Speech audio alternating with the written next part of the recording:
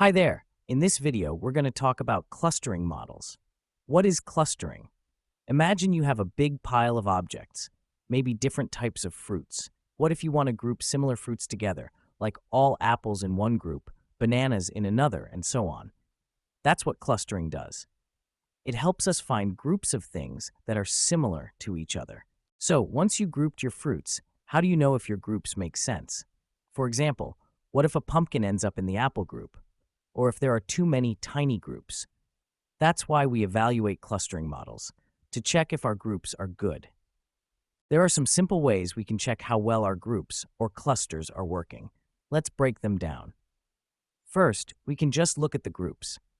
Imagine a graph where each dot is a fruit, and the dots that are close together are in the same group. You should see clear, separate groups. If the groups look mixed up or unclear, that's a sign the clustering isn't good. Finally, we look for two things: compactness and separation. Compact clusters mean the items in each group are close together, like a tight bunch of bananas. Separation means the groups are far from each other, no pumpkins sneaking into the apple group. Now, before we even start evaluating, there's an important question. How many groups or clusters should we have? This is where something called the elbow method comes in. Imagine drawing a graph where we test different numbers of clusters, 2, 3, 4, and so on. On this graph, we look for a point that looks like an elbow where the curve starts to flatten out. That point helps us find the ideal number of clusters.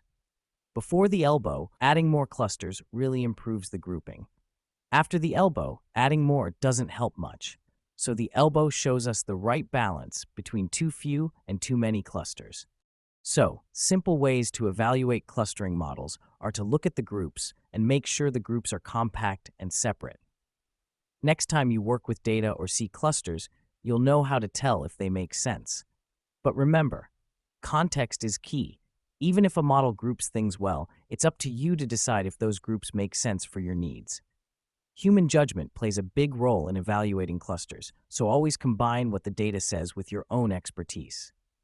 Thanks for watching.